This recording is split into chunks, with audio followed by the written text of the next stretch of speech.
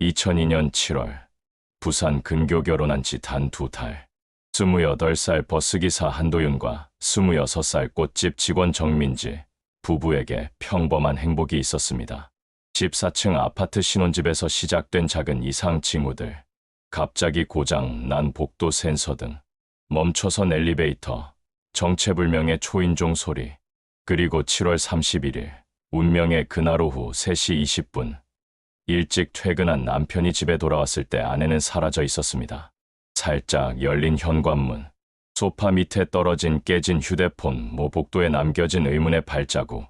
3일 후 충격적인 발견 40km 떨어진 진주 저수지에서 민지의 시신이 발견됩니다. 하지만 결정적 증거 부족으로 사건은 미제가 되었고 22년이 지난 지금 50세가 된 남편 도윤 씨는 여전히 같은 버스를 몰며 아내를 기다리고 있습니다. 과연 그날 14층에서는 무슨 일이 일어났을까요? 민지야, 거기 있니? 22년간 계속된 한 남자의 절규. 오늘 우리가 파헤칠 진실은 무엇일까요? 이야기 시작합니다. 2002년 7월 부산 근교 한여름의 무더위가 도시를 덮고 있었습니다.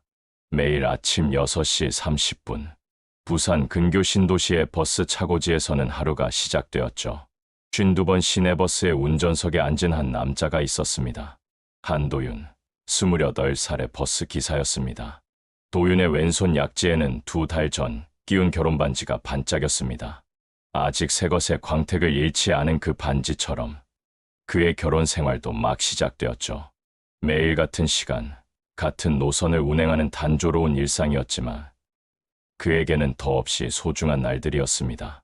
52번 버스는 부산 외곽 신도시에서 시내 중심부를 오가는 노선이었습니다. 하루 8번의 왕복, 매일 같은 정류장, 같은 승객들, 늘 같은 자리에 앉는 할머니, 항상 뛰어와서 겨우 버스를 타는 고등학생, 신문을 펼쳐 읽으며 타는 중년 남자까지 도윤은 이들의 얼굴을 모두 기억했습니다. 그의 아내 정민지는 26살이었습니다. 작은 꽃집에서 일하는 민지는 매일 아침 도윤보다 조금 늦게 일어나 남편을 배웅했죠. 2달 전 작은 예식장에서 올린 소박한 결혼식, 양가 친척들과 가까운 친구들만 초대한 작은 결혼식이었지만 두 사람에게는 세상에서 가장 행복한 날이었습니다. 신혼집은 14층 높이의 아파트 꼭대기층이었습니다. 전세 보증금 5천만 원, 두 사람이 3년 동안 모은 전 재산이었죠. 도윤은 야간 운행까지 자원했고 민지는 꽃집에서 밤늦게까지 일했습니다. 작은 거실과 좁은 주방, 침실 하나뿐인 소박한 집이었지만 그들만의 첫 보금자리였습니다. 저녁이면 민지가 차려놓은 소박한 밥상이 두 사람을 기다렸습니다. 된장찌개와 계란말이, 김치와 나물 몇 가지. 특별할 것 없는 저녁 식사였지만 마주 앉아 하루 있었던 일을 나누는 시간만큼은 특별했죠. 도윤은 오늘 만난 특별한 승객 이야기를, 민지는 꽃집에 온 손님들 이야기를 들려주었습니다. 평범한 신혼부부의 평범한 일상이었습니다. 그런데 7월 25일 금요일, 이상한 일들이 시작되었습니다.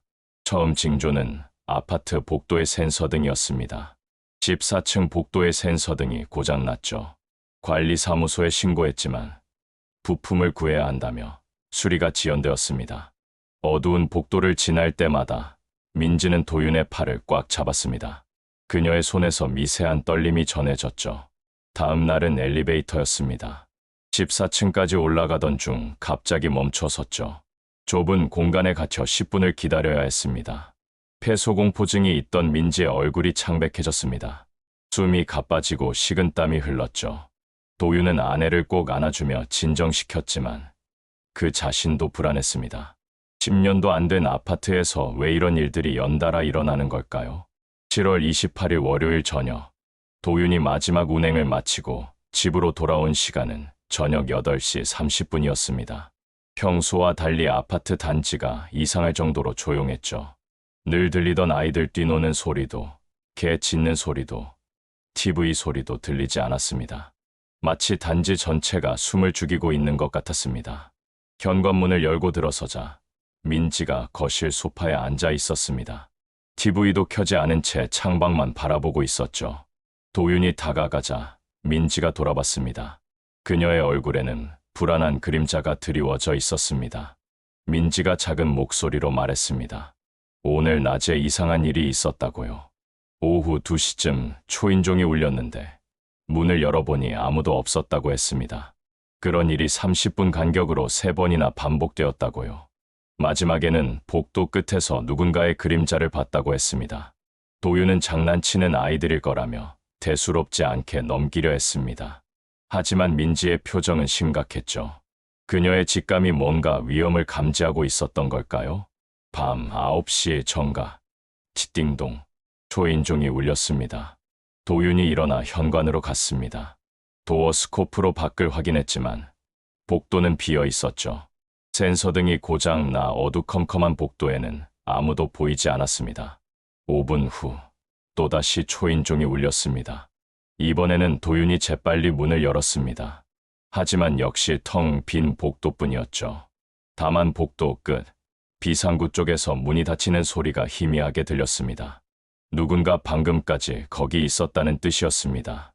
밤 10시 15분, 3번째 초인종 소리. 이번에는 도윤이 문을 열지 않았습니다. 대신 도어 스코프에 눈을 고정시켰죠. 그리고 봤습니다. 복도 끝 비상구 앞에 서 있는 사람을요. 검은 모자를 깊게 눌러 쓴 채 어둠 속에 서 있는 형체였습니다.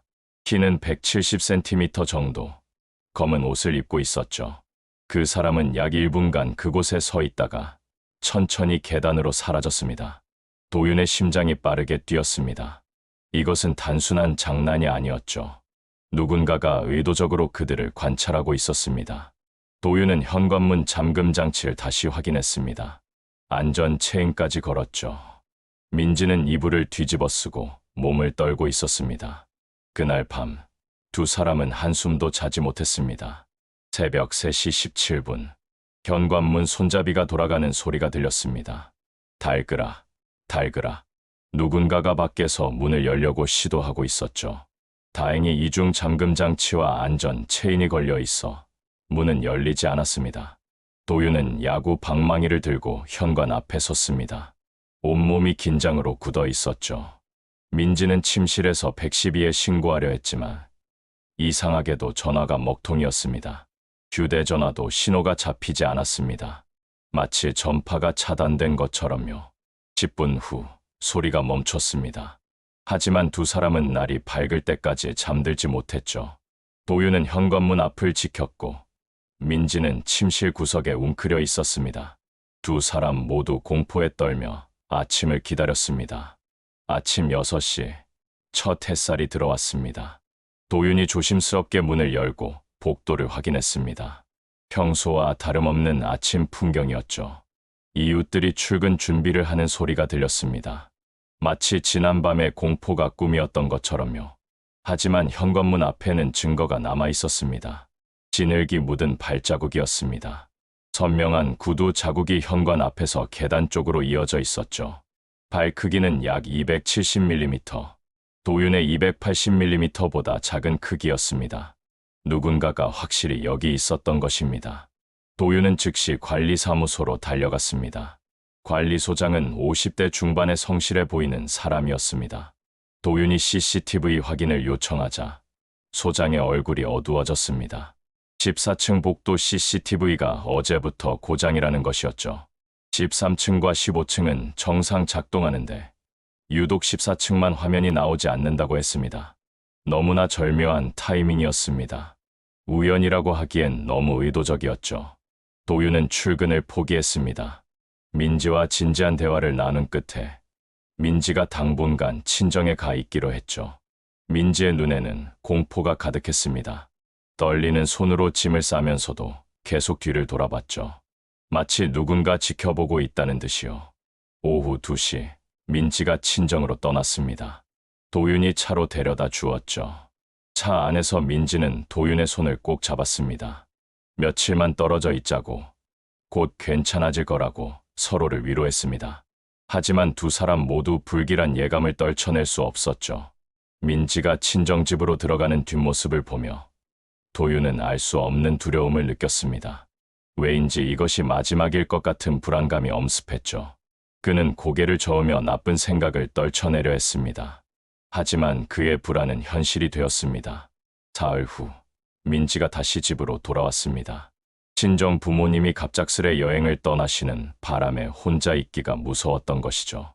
도윤은 반가우면서도 걱정스러웠습니다. 하지만 민지가 애써 밝게 웃는 모습을 보며 안심하려 했죠.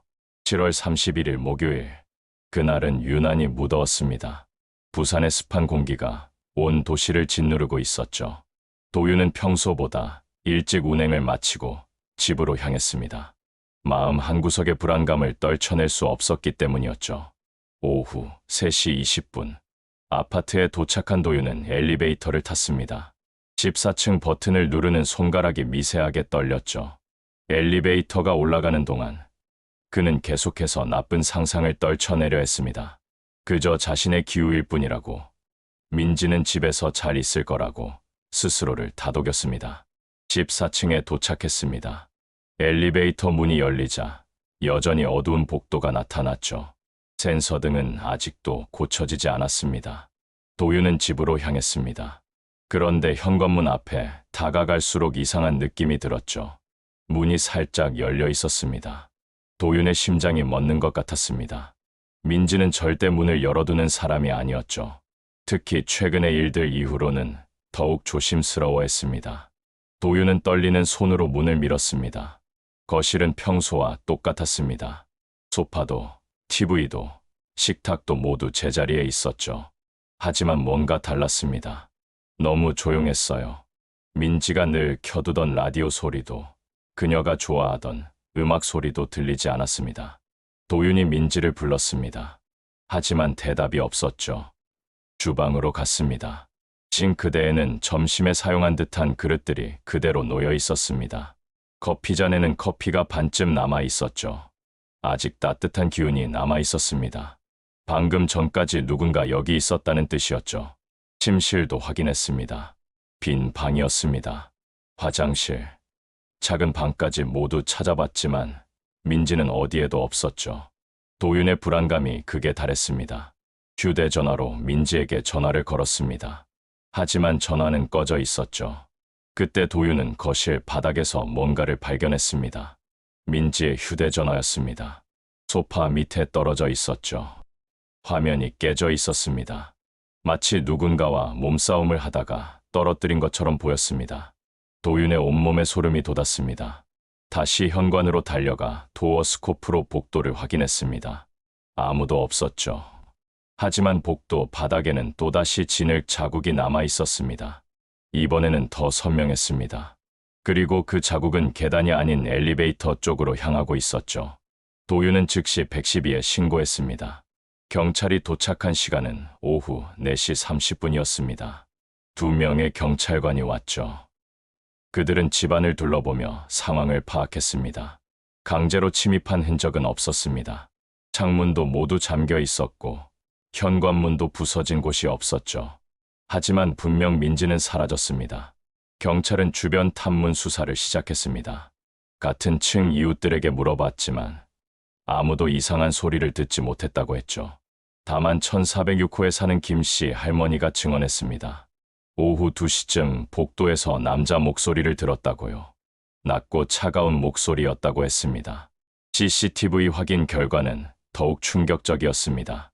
14층 CCTV는 여전히 고장 상태였지만 13층 CCTV에 의미 있는 장면이 찍혀 있었죠.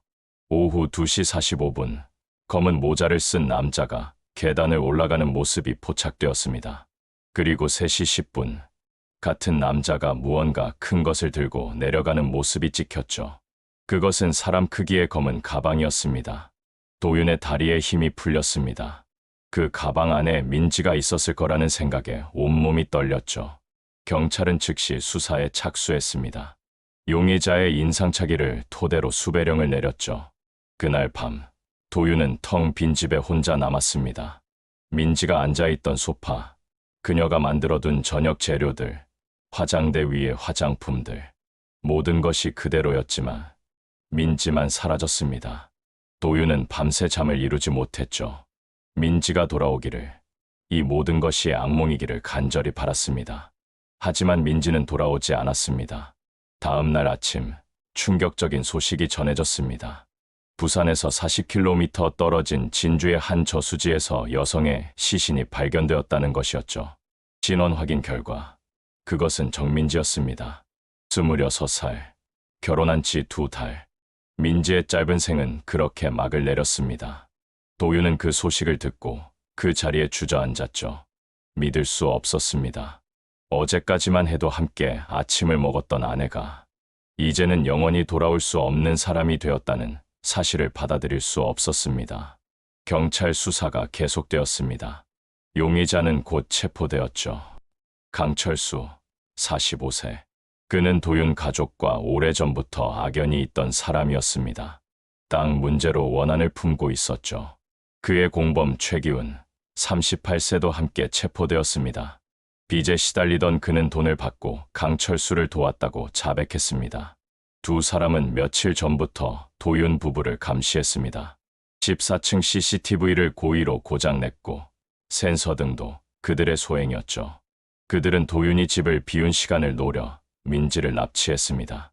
저항하는 민지를 제압하는 과정에서 그녀는 목숨을 잃었고 당황한 범인들은 시신을 저수지에 유기했습니다. 재판이 열렸습니다. 강철수는 무기징역을, 최기훈은 20년형을 선고받았죠. 하지만 그 어떤 처벌도 민지를 되돌릴 수는 없었습니다. 도윤은 재판장에서 범인들을 마주했지만 아무 말도 할 수 없었습니다. 분노와 슬픔이 뒤엉켜 말문이 막혔죠. 민지의 장례식은 8월 5일에 치러졌습니다. 많은 사람들이 왔습니다.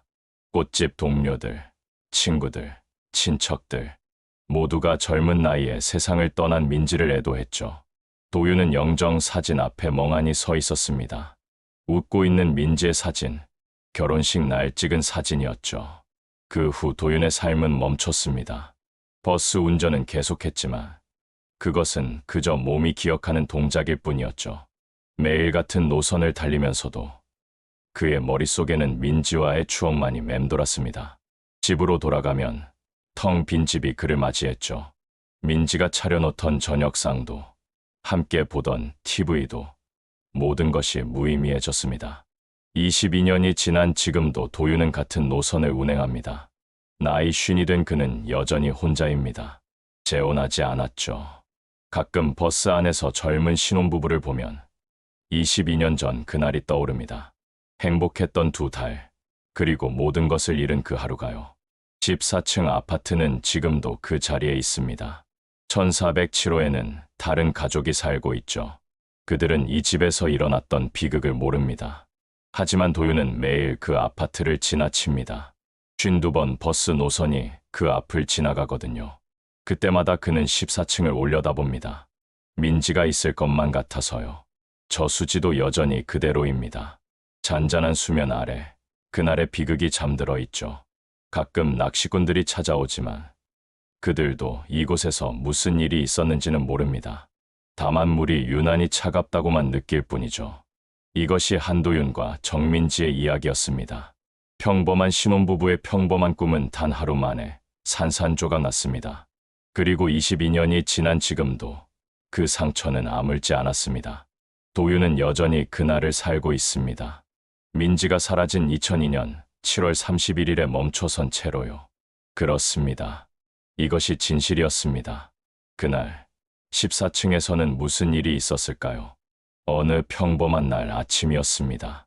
버스 기사인 남편 도윤 씨는 여느 때처럼 출근 준비를 하고 있었죠. 하지만 그날따라 집을 나서는 그의 발걸음은 유난히 무거웠습니다.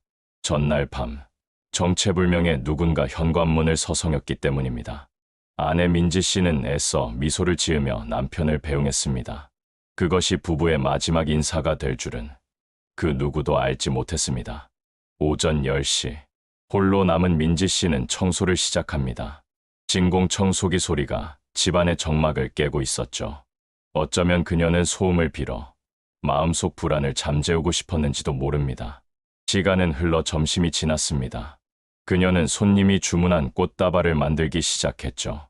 하지만 가위질은 번번이 허공을 갈랐고 좀처럼 일에 집중하지 못했습니다.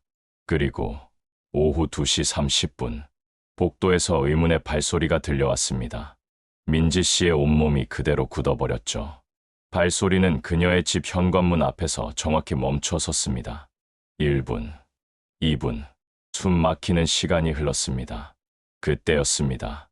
문틈으로 누군가의 거친 숨소리가 새어 들어왔습니다. 겁에 질린 그녀는 현관문 도어 스코프로 향했죠.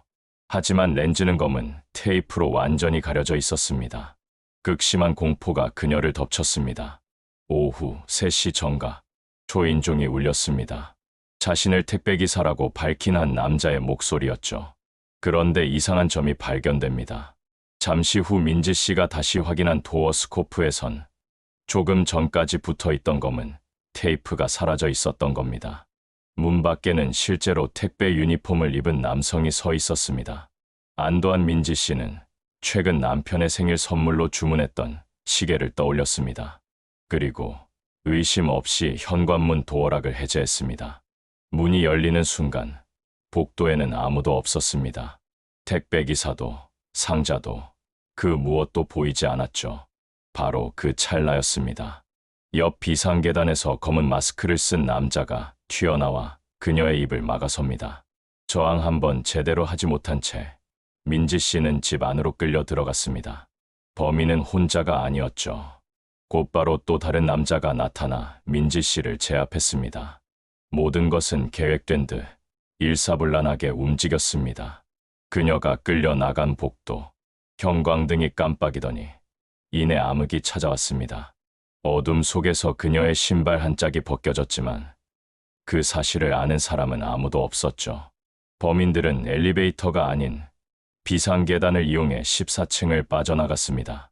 지하 주차장에는 검은색 SUV 차량 한 대가 시동을 켠 채 대기하고 있었습니다. 차량의 트렁크가 열리고 민지 씨는 그 안으로 던져지듯 실렸습니다. 둔탁한 소리와 함께 트렁크 문이 닫혔고 차량은 주차장을 유유히 빠져나갔습니다. 이 모든 과정을 CCTV가 기록했어야 했습니다.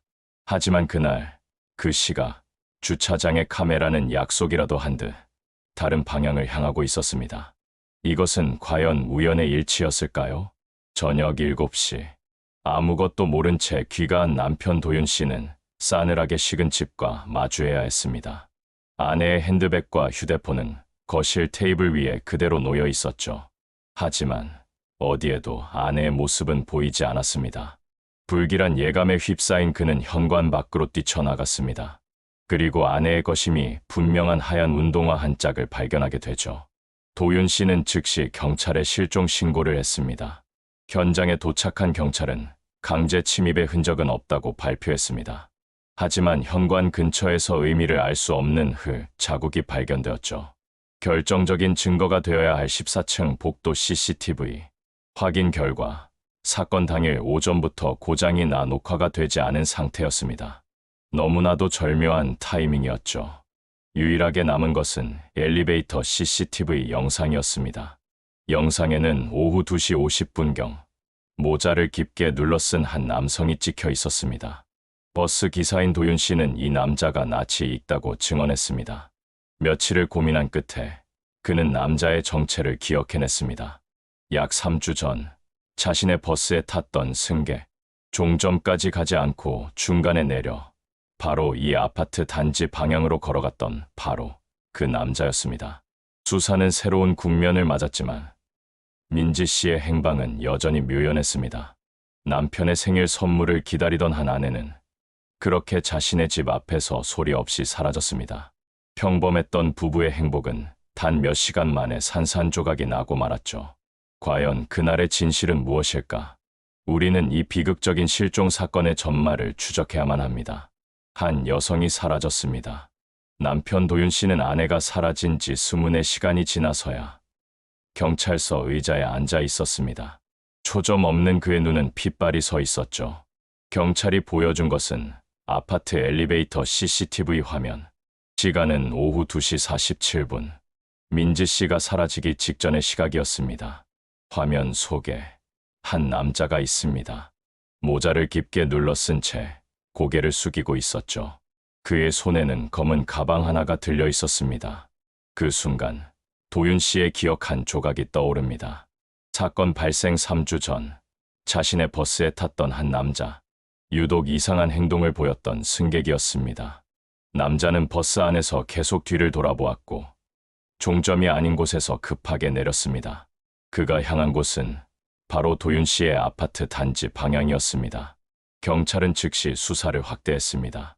하지만 아파트 14층의 복도 CCTV는 사건 당일 고장이 나 있었습니다. 누군가 고의로 망가뜨린 흔적. 렌즈엔 검은 스프레이가 칠해져 있었습니다. 과학수사팀은 현관 앞바닥에서 낯선 흙자국을 발견합니다. 신발 사이즈 270mm, 남성용 운동화의 흔적이었습니다. 국과수 분석 결과 흙의 성분은 부산 근교 야산의 토양과 일치했습니다. 범인은 산에서 왔던 겁니다. 탐문 수사 과정에서 2명의 용의자가 수사선상에 오릅니다. 첫 번째 용의자는 아파트 관리소 직원 49세 강철수. 주민들은 그가 평소 혼자 중얼거리거나 밤늦게 복도를 배회하는 등 기이한 행동을 보였다고 증언했습니다. 그리고 드러나는 또 하나의 충격적인 사실. 강철수는 도윤 씨의 먼 친척이었습니다. 10년 전 유산 문제로 갈등을 빚은 뒤 앙심을 품고 있었다는 것이 확인됐죠. 두 번째 용의자는 강철수의 후배 32세 최기훈. 그는 거액의 도박 빚에 시달리며 돈이 급하게 필요한 상황이었습니다. 경찰 조사실에 불려온 강철수. 그는 땀을 비오듯 흘리면서도 혐의를 완강히 부인했습니다. 하지만 자신의 알리바이를 입증하지는 못했습니다. 후배 최기훈은 더욱 불안한 모습을 보였습니다. 그는 계속해서 다리를 떨었고 경찰의 추궁이 계속되자 돌연 변호사를 요구하며 입을 닫아버렸습니다. 사건 발생 5일째 아침, 진주 외곽의 한 저수지에서 결정적인 제보가 들어옵니다. 저수지 가장자리에 떠있는 이불 조각, 그리고 근처 풀숲에서 발견된 혈흔. 국과수 감식 결과 혈흔은 민지 씨의 혈액형과 같은 O형으로 확인되었습니다. 주민들의 증언도 이어졌습니다. 3일 전 밤 11시경 검은색 SUV 차량 한 대가 저수지 근처에 30분가량 머물렀다는 것. 차에서 내린 2명의 남자가 손전등을 비추며 무언가 무거운 것을 저수지 쪽으로 옮겼다는 목격담도 확보되었습니다. 경찰은 잠수부들을 투입해 저수지 수색에 나섰습니다. 수심 15m의 탁한 물속. 수색 이틀째 잠수부는 무언가 이상한 것을 발견합니다. 인위적으로 쌓아 올린 듯한 돌무더기. 하지만 돌무더기 아래에서 민지 씨의 흔적은 발견되지 않았습니다. 수사는 다시 원점으로 돌아가는 듯했습니다. 그때 도난 차량 수배 명단에 있던 검은색 SUV 한 대가 인근 야산에서 불에 탄 채 발견됩니다. 그리고 차량 트렁크에서 머리카락 한 올이 극적으로 수습되었죠. DNA 감식 결과 머리카락은 민지 씨의 것이었습니다. 이제 모든 정황은 두 용의자 강철수와 최기훈을 가리키고 있었습니다. 사건 당일 두 사람은 민지 씨가 실종된 시간과 겹치는 오후 2시에서 3시 15분 사이 수차례 통화한 기록이 발견됐습니다. 강철수의 집에서는 도윤 씨 부부를 몰래 찍은 듯한 사진과 복수를 다짐하는 내용의 일기장이, 최기훈의 컴퓨터에서는 사건 일주일 전 저수지 지도를 검색한 기록이 나왔습니다. 두 사람은 결국 구속된 상태로 재판에 넘겨졌습니다. 검찰은 강철수의 원한과 최기훈의 채무를 바탕으로 두 사람의 공모에 의한 범행을 주장했습니다. 하지만 변호인단은 모든 것이 정황 증거일 뿐 직접적인 증거는 없다며 맞섰죠. 그리고 법원의 판결은 증거 불충분으로 인한 무죄. 남편 도윤 씨는 법정에서 그대로 쓰러져 오열했습니다. 훈련한 강철수와 최기훈은 그 직후 연기처럼 자취를 감췄습니다. 사건은 결국 미제로 남았습니다. 시간은 흘렀지만 저수지는 여전히 침묵하고 있습니다. 과연 그날 깊고 어두운 저수지에서는 무슨 일이 있었던 걸까요? 잔잔한 수면 아래 그날의 진실은 아직도 가라앉아 있습니다. 아내 민지가 사라진 지 보름째 되던 날이었습니다. 남편 도윤 씨의 하루는 이제 경찰서 앞에서 시작되고 있었죠. 그의 손에는 모서리가 닳아버린 아내의 웨딩 사진 한 장이 들려 있었습니다. 수사는 답보 상태였습니다. 뚜렷한 증거도 결정적 목격자도 없었습니다. 형사들은 그를 외면하기 시작했고 남편은 홀로 무너져 내리고 있었습니다. 바로 그때였습니다. 용의자 강철수에 대한 새로운 증언이 확보됩니다. 한 동네 주민이 20년 전의 일을 어렵게 꺼내놓았죠. 도윤 씨의 아버지와 강철수 집안 사이에 있었던 땅 문제. 법적으로는 깨끗했지만 강철수는 그 일을 잊지 못했다고 합니다. 술에 취하면 복수를 다짐했다는 그의 말은 이번 사건의 유력한 동기로 떠올랐습니다. 경찰은 즉시 강철수를 재소환했습니다. 조사실의 차가운 형광등 아래 그의 얼굴은 창백했습니다. 그는 모든 혐의를 부인했죠. 그날 자신은 집에 있었다고 거듭 주장했습니다. 하지만 그의 알리바이는 거짓이었습니다. 사건 당일 오후 2시 도윤 씨의 아파트 근처를 배회하는 한 남성의 모습이 CCTV에 포착됩니다. 모자를 깊이 눌러 쓴 채 무언가를 피하듯 빠르게 걷는 남자. 그는 바로 강철수였습니다. 수사망은 또 다른 용의자 최기훈에게로 향했습니다. 그는 3천만 원의 사채 빚에 쫓기고 있었습니다. 그의 휴대폰에는 채무를 독촉하는 협박 문자가 가득했죠. 돈이 절실했던 겁니다. 경찰은 그의 자택을 압수수색했습니다. 그리고 옷장 깊숙한 곳에서 핏자국이 선명한 장갑 한 켤레를 발견합니다. 최기훈은 일하다 다친 자신의 피라고 주장했죠. 국과수의 DNA 검사 결과가 나오기까지 일주일이라는 시간이 걸렸습니다. 그 시간은 남편 도윤 씨에게는 지옥과도 같았습니다. 그는 잠을 이루지 못했고 현실과 환상의 경계에서 위태롭게 버텼습니다. 텅 빈 버스 차고지, 백미러에 비친 자신의 얼굴이 괴물처럼 느껴지던 밤이었습니다. 마침내 검사 결과가 나왔습니다. 장갑의 혈흔은 최기훈의 것이 맞았습니다. 하지만 안도하기도 잠시 그의 차 트렁크에서 새로운 증거물이 발견됩니다. 바로 여성용 귀걸이 한쪽이었습니다. 아내 민지의 것과 유사한 디자인. 그러나 남편은 수많은 결혼 선물 중 하나였을 뿐 아내가 그 귀걸이를 했었는지조차 확신하지 못했습니다. 궁지에 몰린 최기훈은 결국 무너졌습니다. 그는 울면서 모든 것을 털어놓기 시작했습니다. 강철수가 돈을 주겠다며 시킨 일이라고.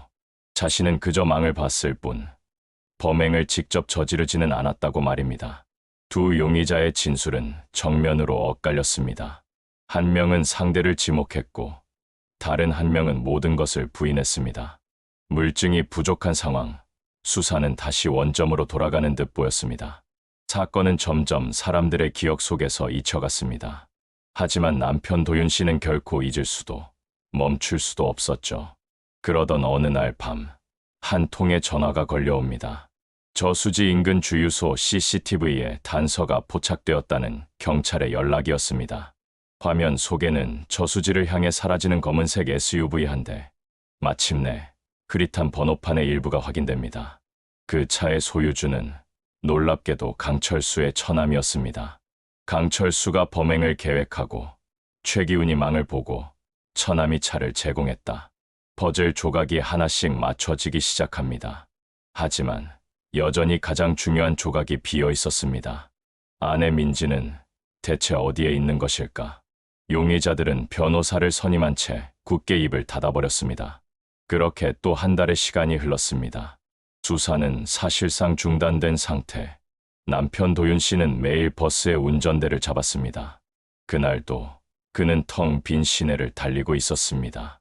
그때 경찰서에서 다시 연락이 옵니다. 강철수가 자백할 기미를 보인다는 것이었습니다. 무언가 말하고 싶어 한다고. 도윤 씨는 달리던 버스를 길가에 세웁니다.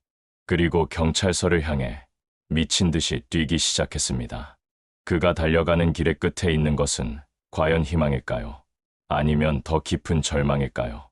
사건의 진실이 마침내 모습을 드러내려 하고 있었습니다. 그 여름의 악몽이 시작된 지 어느덧 22년이라는 긴 세월이 흘렀습니다. 사건이 발생했던 부산 근교의 신도시는 이제 그 흔적을 찾아보기 어려울 만큼 변해버렸죠.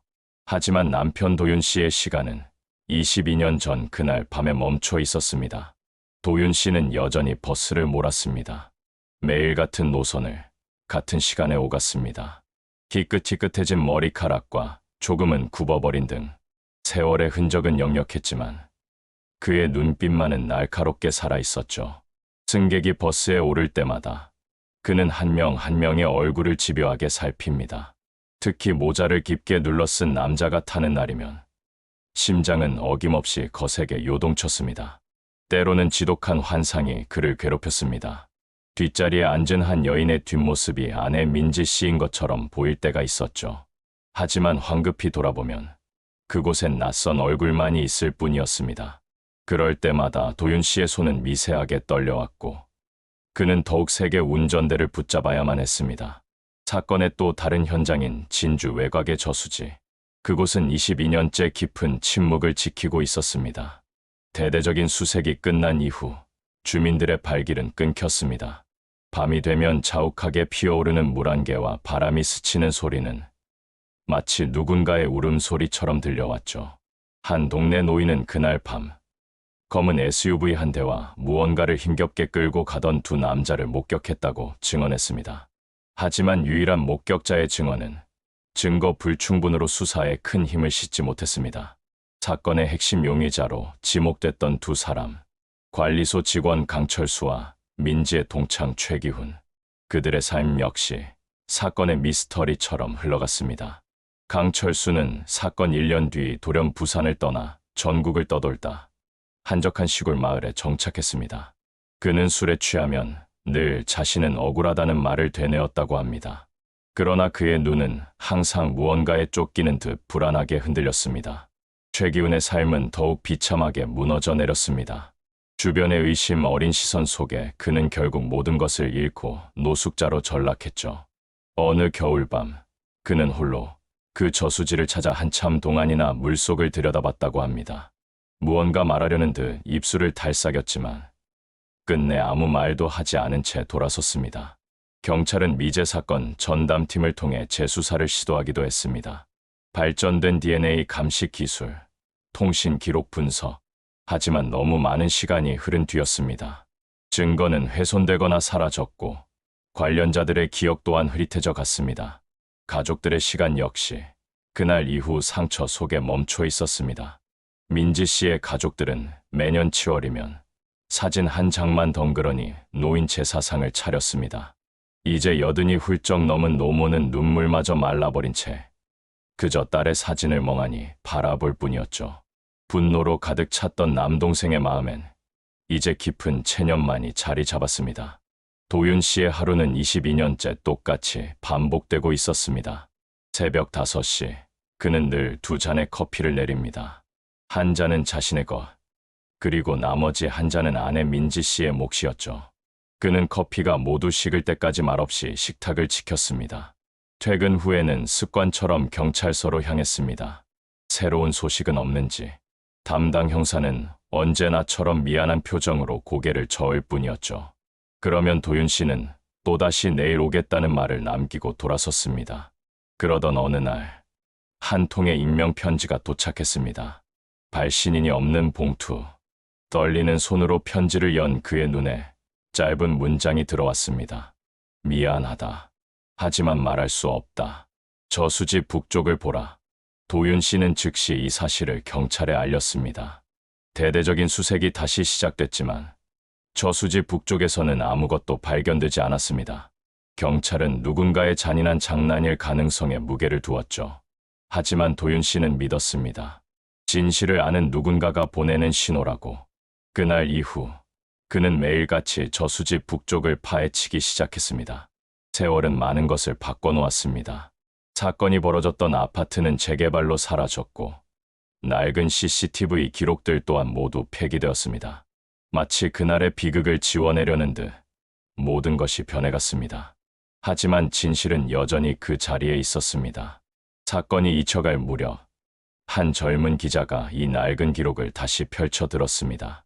그는 끈질긴 추적 끝에 사건 직전 강철수가 거액의 돈을 빌렸고 그 돈이 최기훈에게 흘러들어간 정황을 포착했습니다. 하지만 이 또한 명확한 물증이 없는 추론일 뿐이었죠. 기자는 수소문 끝에 늙고 병든 강철수를 찾아냈습니다. 진실을 말해달라는 기자의 질문에 강철수는 긴 침묵 끝에 한마디를 남겼습니다. 비밀은 자신과 함께 무덤으로 가져갈 것이라고 말이죠.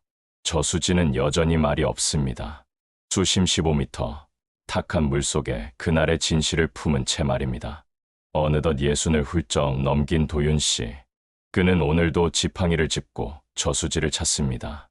물가를 바라보며 그는 아내의 이름을 부릅니다. 22년간 수없이 반복했을 그 질문. 민지야, 거기 있니? 그의 목소리는 바람에 흩어져 대답 없는 물결 위로 사라져 갑니다. 22년, 8030일, 19만 시간이 넘는 기다림. 누군가는 이제 그만 잊으라고 말합니다. 하지만 남편 도윤 씨는 아내를 잊는 것이 그녀를 2번 죽이는 것이라고 믿고 있습니다.